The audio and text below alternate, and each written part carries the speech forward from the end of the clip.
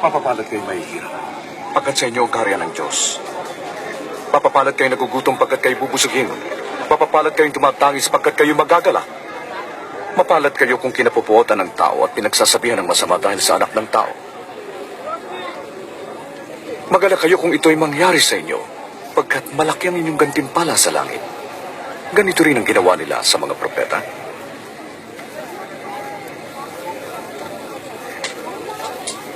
Labing-anim, Labing-pito, labing-walo, labing-siyam, dalawampu.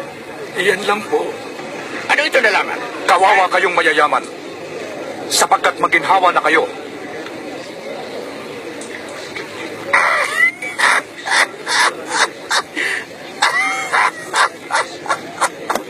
Ayaw niyang yumaman.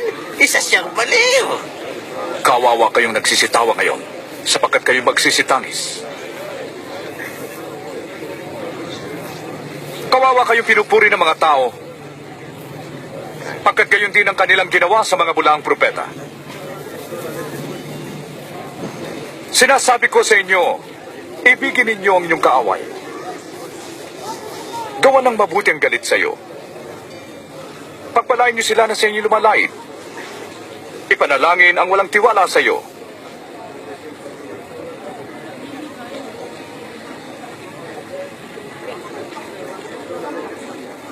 Pag sinampal ka sa isang pisngi, iharap pa rin ang kabila.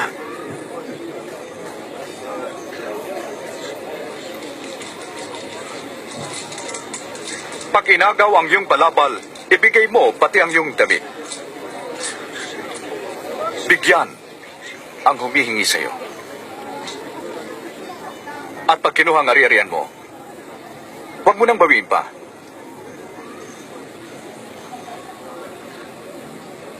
Gawin nyo ang ibig nyong gawin nila sa iyo.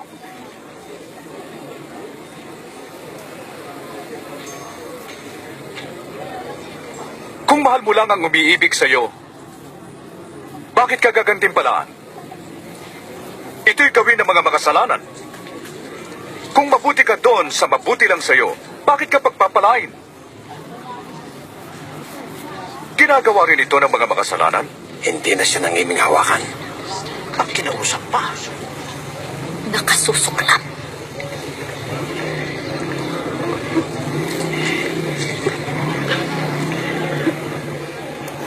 Hindi.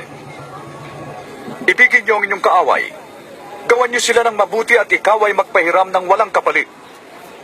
Sa gayon malaki ang inyong gantimpala. Dahil tatawagin kayong mga anak ng Diyos.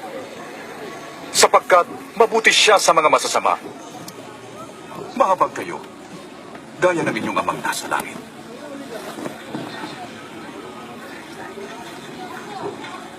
Jesus, iligtas mo kami.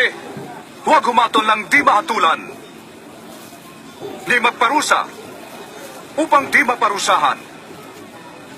Magpatawad, at kayo'y patatawarin. At nabayan niyo kami, Panginoon.